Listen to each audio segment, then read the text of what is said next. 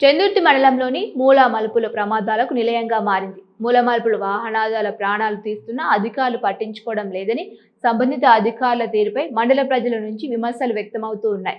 మండలంలోని పలు గ్రామాల్లో మూల మలుపులు ప్రమాదకరంగా మారాయి. మూల మలుపుల వద్ద సూచిక బోర్డు లేకపోవడంతో తరచూ ప్రమాదాలు జరుగుతూ వాహనదారులు రోడ్డు ప్రమాదాలకు గురై మృత్యువాత పడుతుండడం, కొందరు గాయాలతో ఆసుపత్రుల పాలవుతూ ఉన్నారు. మండలంలోని కొరుట్ల వేములవాడ ప్రధాన రహదారిలో లింగంపేట గ్రామ శివార్లోని రైస్ మిల్ వద్ద గల మూలమల్పు వద్ద ఈ నెల 20న రాత్రి కారు అదుపు తప్పి కందకంలోకి దూసుకెళ్లడంతో రుద్రంగి నుంచి చందుర్తికి వెళ్తున్న షాదుల్లా హసీనా అనే భార్యాభర్తలతో పాటు మరో ఇద్దరు మృతి చెందారు. మరొకరు తీవ్రంగా గాయపడి ఆసుపత్రిలో చికిత్స పొందుతూ ఉన్నారు. మూడపల్లిలోని బస్టాండ్ సమీపంలో మూలమల్పు వద్ద ద్విచక్ర వాహనదారులు అదుపు తప్పి కింద పడడంతో ఇద్దరు యువకులు మృతి చెందారు.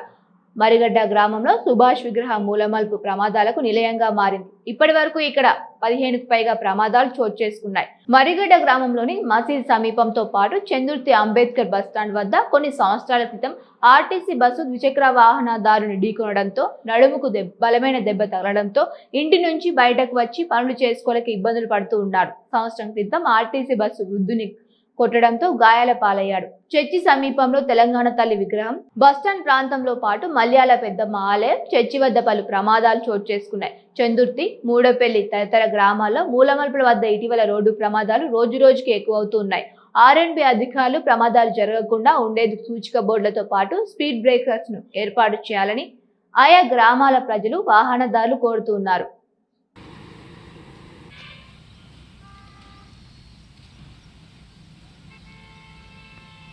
చందుర్తి మండలంలోని లింగంపేట గ్రామం నుంచి మరిగడ్డ గ్రామం వరకు రహదారి అనేక చోట్ల అనేక రకాలుగా వంకర్లు తిరిగి ఉండడం జరిగింది. ఈ రోడ్డు పైన చాలా చోట్ల ప్రమాద సూచికలు బోర్డులు లేకపోవడం వల్ల ఇప్పటికీ ఈ 4-5 సంవత్సరాల కాలంలో అనేక మంది మృత్యువాత పడ్డారు. అదేవిధంగా అనేక మంది అంగవైకల్యం కూడా పొందిన సంఘటనలు చాలా జరిగాయి. మొన్నటి రోజున కూడా లింగంపేట గ్రామంలో ఒక కుటుంబం పూర్తిగా అందరూ చనిపోవడం అనేది జరిగింది. ఇటువంటి చర్యలు జరుగుతున్నా కూడా అధికారులు ఇప్పటి వరకు స్పందించకుండా ఏ ఒక్క దగ్గర కూడా సూచి బోర్డులు లేవు.